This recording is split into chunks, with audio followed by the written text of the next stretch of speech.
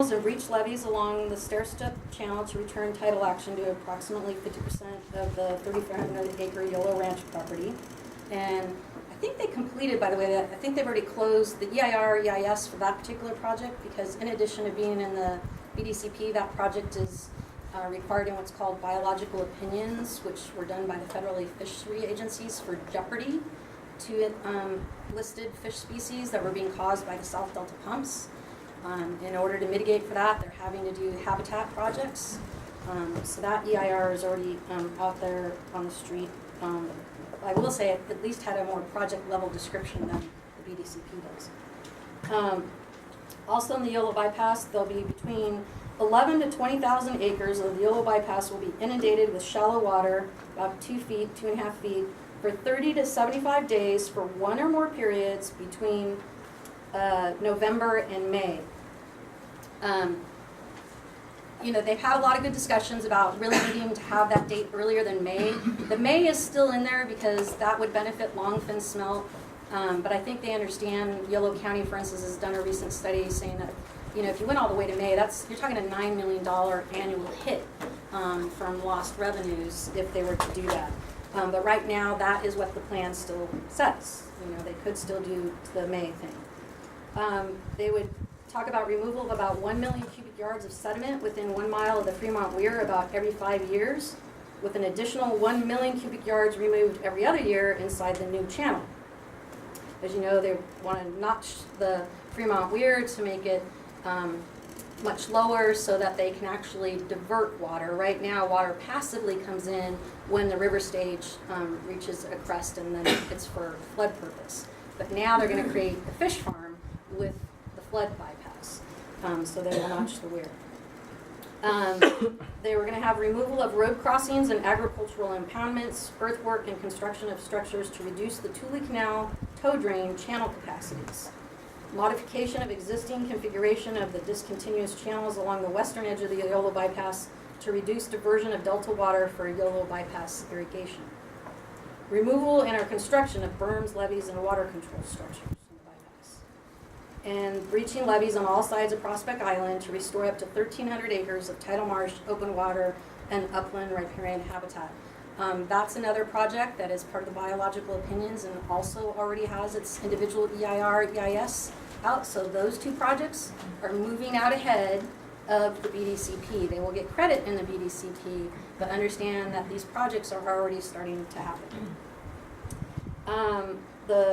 There's also going to be down more this area, breaching of McCormick-Williamson tract levees to create floodplain and tidal marsh natural communities on approximately 1,500 acres to restore ecosystem function and help regulate peak flood flows and prevent flood surges where the McCullumee and Cosumnes River converge, creating approximately 450 acres of riparian and floodplain habitat on DWR property in Grizzly Slough area to provide additional attenuation of peak flows in the North Delta. So as I mentioned, these, just a snapshot, I just tried to highlight for you some of what I thought were the more obvious, bigger things. And for every action, there's always a reaction. And so now I'm going to go into what are some of the impacts that have been identified in the plan. Increased salinity. And this is one of the issues in the North Delta contract. But the BDCP modeling of the water operations, first of all, assumes that the State Water Resources Control Board D1641 salinity compliance point is moved from Edmonton to 3 Mile Slough. This helps skew their numbers, if you will, to potentially show a higher water availability for export. But that changing of that compliance point is not something that can be permitted within the BDCP. It will actually have to be done separately. And yet they are counting it as an assumption and counting it as part of their water supply. But there's a big difference, as I said, in terms of export water supply if you change from Edmonton to 3 Mile. Our contract is at 3 Mile, but that's much different. And in all honesty, we all get better water quality because of the D1641 and Edmonton. Because for several months their water quality is actually better than in our contract criteria. They have, they showed in the EIR that there will be increased tidal mixing associated with the addition of tidal marsh restoration areas that may allow more salt in the western delta. Under the low outflow scenario, salinity in the western delta would be higher than the evaluated starting ops or the higher flow scenario, outflow scenario. And the X2, which is salinity, will move upstream to the historical positions under D1641. Reductions in the net diversions from the Sacramento River to the San Joaquin River through what's the channel gate here? Cross channel, thank you, Steve, I knew you'd say it. The cross channel, Georgiana Slough and 3 Mile Slough, reduce the freshening effect from the Sac River and increase salinity at the San Joaquin River stations. South Delta restoration activities tended to increase the tidal mixing of seawater into the South Delta and to the South Delta pumps. Salinity levels increased in South and Western Delta identified in the BDCP are identified as unavoidable adverse impacts. We brought this up at the last, and granted, this is not, again, you have a contract that protects your water up here, and DWR has been very good, about saying that they have every intention of meeting our criteria. Even at a meeting we had yesterday, we sat down and they really did a great job of proving to us that even with their recent changes to the D1641 that they asked for a month ago, that even then they're going to maintain our water quality. In the BDCP, it's a little bit more difficult to tell yet for the reasons that Walter will hit upon later, but they have the intentions. But still, some of you may have land in South Delta, or you just get down to just the general, is that okay for a project that benefits people outside of this area to say that increase in salinity and reduced water quality is unavoidable? Because as we told them in the last meeting, actually Richard Denton, who works as a consultant for Contra Costa County, and they've got intakes down there, he said that's not unavoidable. You absolutely can mitigate and avoid creating increased salinity for us. And frankly, the person from Metropolitan Water District honestly replied, yes, but that would require us to change the project, which would mean less water export, and then they would be unwilling to pay for the BDCP. So they are unwilling to avoid the impact. So I call this the sorry, Charlie, mitigation. I mean, it's recognized. And the other things, water quality, that's not the only thing. Organic impounds, pesticide runoff were also identified as unavoidable adverse impacts that, again, they're not doing anything to mitigate. Water ops and flows, the model assumed there would be some level of North Delta diversions in almost every month with full capacity of the 9,000 CFS, diverted in at least 10% of the years in the months January to June. In the simulated modeling, there were only a few years with July outflows of more than 10,000 CFS, August outflows of more than 5,000 CFS, or September outflows of more than 15,000 CFS, which is required for fall X2. So again, there were only a few years in their modeling that even had that. In the North Delta, flow patterns will be altered by the increased diversions to the YOLO bypass, Conservation Measure 2, also known as, and the operations of the new North Delta intakes. I don't have the whole map, I should have done that, but as you know, the YOLO bypass is up there, and that's a diversion. Okay, so they're going to put 650,000 acres into the YOLO bypass. When I forgot to mention, it was 6,000 CFS was what they were going to do for that 30 to 75 days. Okay, so that equates to 650,000 acre feet of water that now is no longer flowing down, no longer comes down to where these pumps are.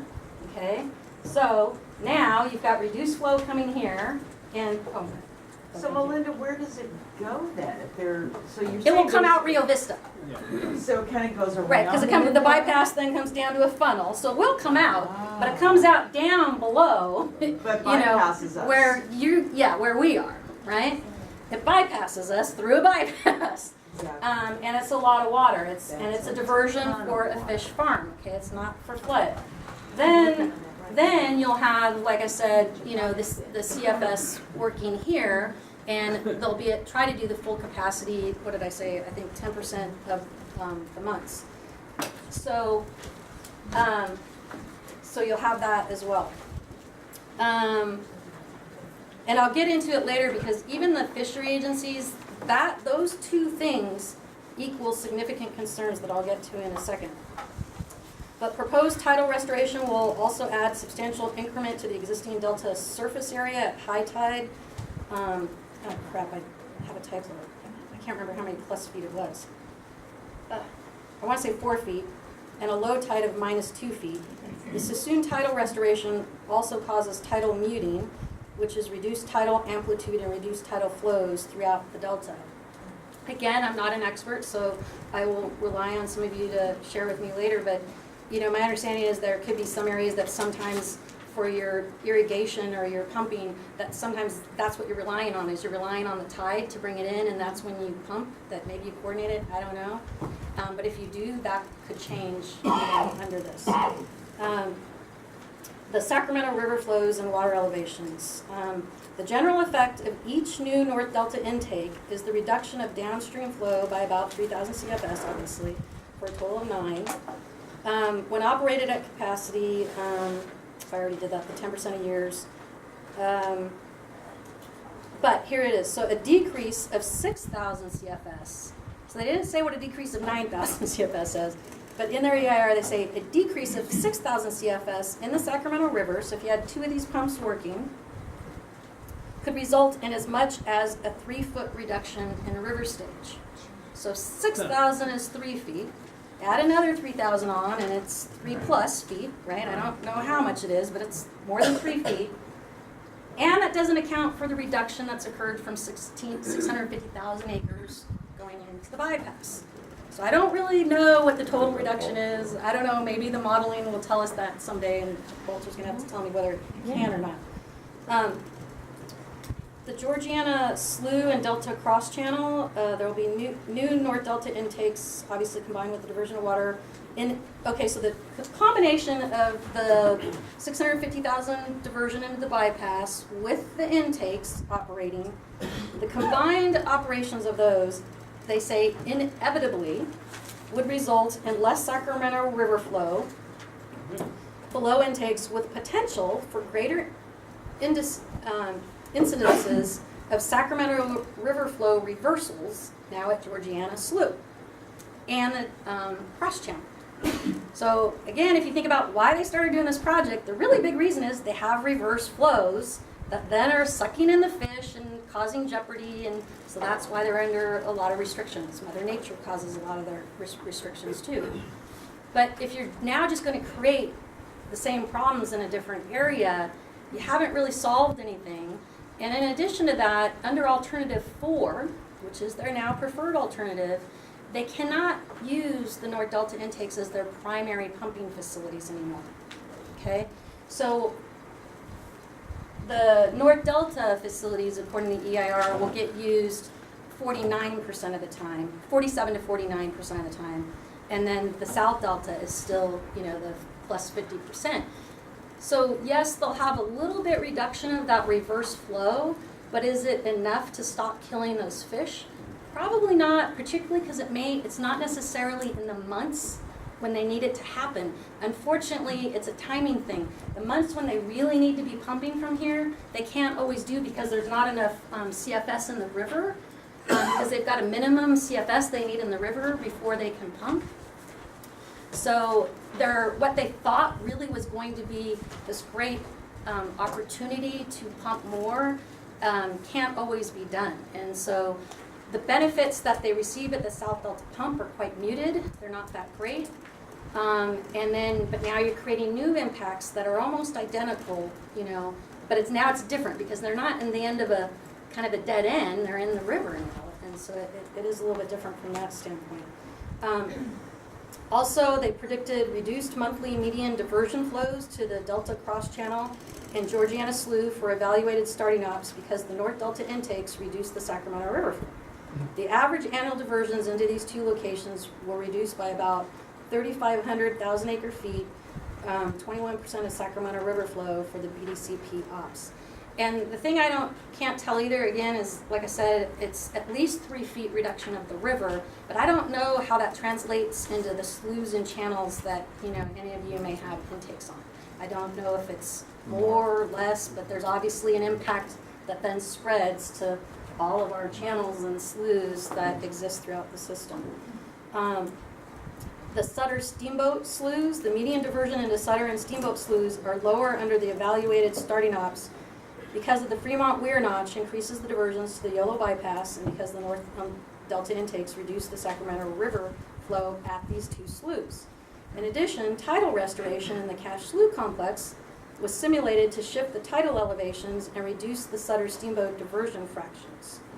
Cache Slough restoration area is projected to result in a reduced tidal range and greater unidirectional flows in Sutter and Steamboat sloughs.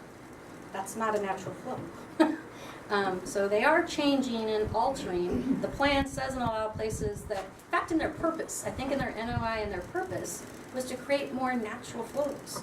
Well, reverse flows and unidirectional is not natural, at least in those areas. Karen? Back to the created habitat and what have you, at the Delta Independent Science Board meeting that was held in February, the USGS gentleman that is in charge of Liberty and Prospect Island floated a new project, his new dream, which was blocking off Minor Slough and doing setback levees on Holland Tract and Upper Andress. And he specifically stated, and there's two words in here that need to be kept in mind. First of all, he said when you're talking about tidal action, bidirectional flow, which is what we have, tide comes in, tide comes out. If you create tidal habitat in the upper North Delta like they're talking about, and then they restore tidal habitat down off Sherman Island, but in the area where it needs to be restored, if they do this one first and then they do this one here, you lose the tidal energy and all of this created habitat will be stranded. Yeah. And the other thing that he said, and he had the maps, which is the outflow on Steamboat and Sutter sloughs, they will no longer be bidirectional. They will be minimal flows and they will be outflow only. There will be no navigation. We will have no more tidal. They're hell-bent on creating this tidal habitat in an elevation that is not natural. And they want to do this first. But they're going to strand that. They're going to strand everything that goes on into the Yolo bypass if they do this. And then, of course, the bigger picture here, which is to run all of us out of the Delta. And even the EIR, EIS does recognize what she just said, which is you have the potential then that this habitat that you created in Cache Slough now is no longer tidal habitat. It can't be because you've muted the tidal flow. And so it actually is one of the red flag issues that the fishery agencies have brought up. They've read it too, you know, and they're very concerned about that. Hey, Karen, could you do me a favor and go get me a glass of water? Let's see, groundwater and well access. There is a whole chapter on groundwater in the EIR, EIS, but I would encourage you, if you want to then go look beyond what I'll tell you, is don't just look at the groundwater. You need to then look at both the surface water chapter and then your land use and your ag chapter, because it was very interesting to me that I was catching different things being said in each of them, but they were all related to the fact that you aren't going to have well water. And is there any, have they even been talking about mitigation? What are they going to do? Give us a pipeline from West Sac, like, you know, they talked about so many years ago? I'll talk about that. I think that's the one of the ones that I actually have a mitigation. And like I said, I think we have to have a whole meeting just on mitigation so I can tell you what they think is a mitigation. And then for you to let me know, because again, we'll want to be commenting. I also, the other reason I wanted to have this meeting today was we have our cooperating agency comments are due on Fridays, so I was hoping to catch some more stuff from you guys. So. Thanks, Karen. So the groundwater well access. During construction, 9 to 10 years, and operations, so some of these are permanents, the project will deplete groundwater supplies or interfere with groundwater recharge, alter local groundwater levels, or reduce the production capacity of pre-existing nearby wells. It's kind of pretty language to say you aren't going to have water. What's interesting is it has opposite effects too in different locations. So sometimes you're going to get a higher groundwater elevation, which then is a seepage issue, which I'll get to in a second. But so the horizontal, and this is one of the things I want help on from you experts out there, is they say the horizontal distance from the boundary of the excavation locations. And by the way, this impact is being caused by the dewatering that they, need to do in order to build these facilities. And essentially, the way they describe it is the dewatering will be occurring all around the perimeter of these facilities. Okay, so that whole area, and they recognize that all these houses in this area get their water from a well. They recognize it. They don't know exactly how many. Okay, yeah. They know don't- how many, they've got their Yeah. list. So, but anyway, the horizontal distance from the boundary of excavation locations where forecasted groundwater levels are 5 feet or more, the static groundwater level is defined as what they call the radius of influence, which is forecasted to extend approximately 2,600 feet. And the reason that's important is I really need to know, because I really worry based on just, all these years of going to meetings with these people where they have very good consulting firms. Unfortunately, and I'm sure these people have built some phenomenal projects in the United States. Unfortunately, they may not have built anything in the Delta and might not really understand. And so my question to you is, and my fear is, if the way I look at the Delta is it seems like it's a sponge. It's holding water all the time. And that's why later when I see the seepage, a reaction has a reaction. So when you push down somewhere, like a forebay like this, it pushes out the water to everywhere out here, right? So they'll be dewatering it, so don't worry, because you won't have that problem for that amount of time, because you won't have any water, because they're going to eliminate it. It'll flood other But areas. after that, at a permanent basis, now you have a problem, unless, they can, they said they're going to build this to meet division of dams, which they say in the EIR then will not have any seepage. But again, my only concern is